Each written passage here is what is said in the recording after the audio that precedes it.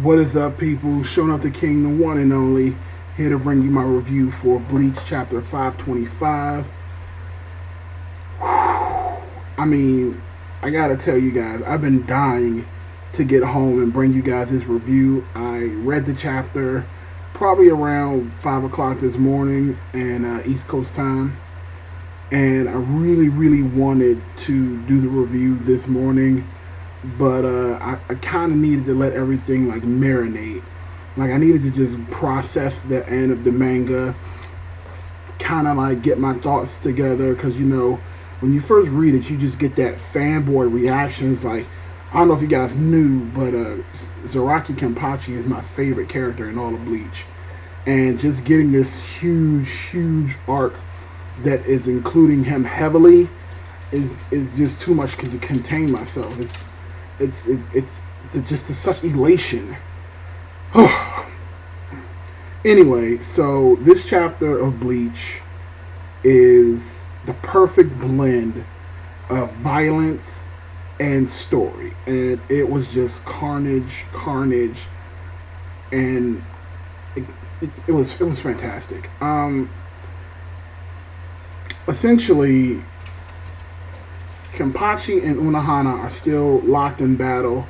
Kenpachi is still noticing that he is going in and out of consciousness more frequently than before. He passes out and comes back and he's just fighting, and he's not understanding why. And then we finally figure out why. And I like to pat myself on the back, you know, because if you go back and look at my last chapter review, when Unohana impaled Kenpachi through the neck with her sword, I came up with the idea that it was one of two things. The first thing I thought of was that Kenpachi was somehow an immortal, and his ability, or his hidden ability, was that he can't be killed, and every time he gets killed, he just comes back to life and gets stronger. Kind of like a Dragon Ball Z thing. Now, the other theory that I had is exactly what happened, which is Unohana is actually killing him and then healing him really quickly.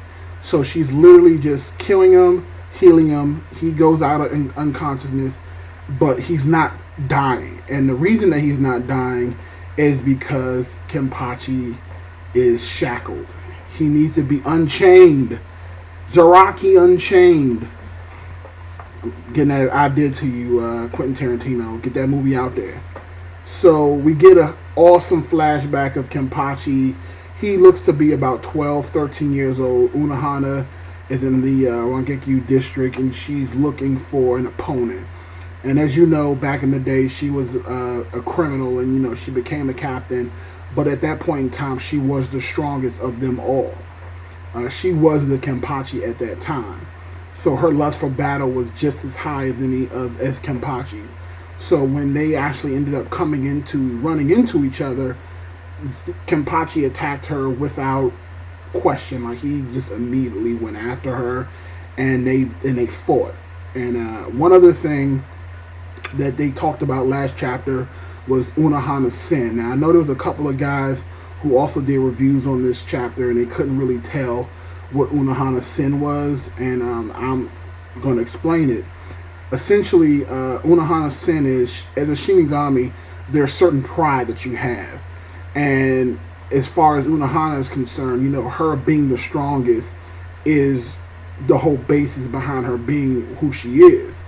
And her sin was this, that she denied Kenpachi his victory because Kenpachi thought he lost their first battle. He did not realize that even as a young kid, he was stronger than Unohana, and she knew it. So subconsciously, what Kenpachi did was he shackled his own power.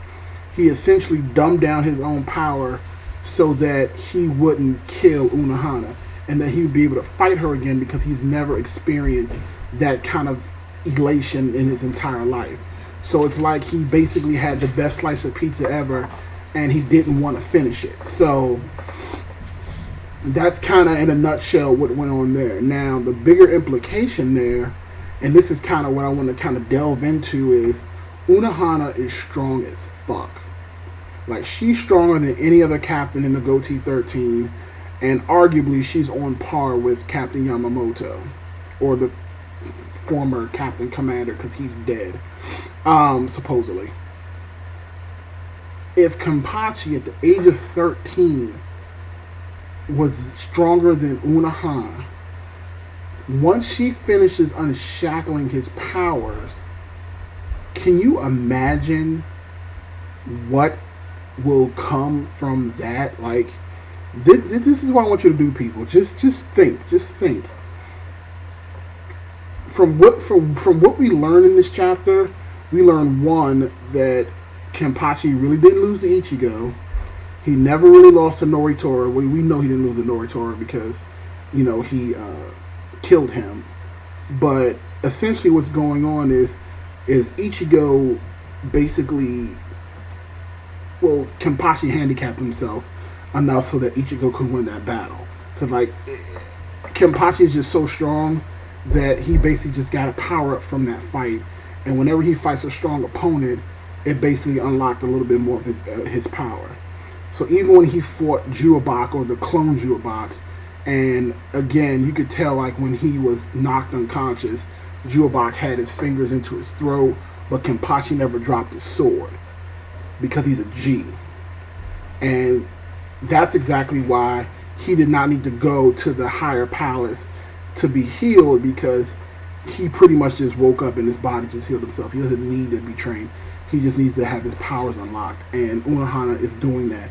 And essentially what she's doing is she's killing him hundreds of times over until he fully awakens. And it looks like by the end of the chapter, we get one of those mighty Kenpachi slashes where the whole screen goes white. And I think Unohana notices, she's like, oh my god, he's back. And that's kind of how the chapter ends. Like, wow. Like, again, there's nothing else really that needs to be discussed here. Kenpachi, when he's done, the level of his abilities is going to be madness. And now that I know this is happening, I'm almost positive now he's not going to get a Bankai. We're not going to see his Shikai. We're not going to see his Bankai. He's just going to be this immensely strong Shinigami, the true Kenpachi, and he is going to wreck shit when Juabak comes back with his stern ribbons and tries to start shit. So I'm telling you right now, if Kenpachi is anywhere in the area when this happens, he's going to wreck all of them. And again, I don't think Unohana's going to die. I don't think she's going to die. I honestly think that Kenpachi probably has this weird attraction to her.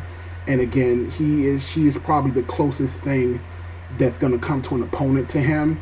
And keep in mind, even though he slashed her, she hasn't unlocked her Bankai yet. So it'll be really interesting to see once she unlocks her Bankai, because I think we'll see it while she's down there, what her Bankai can really do.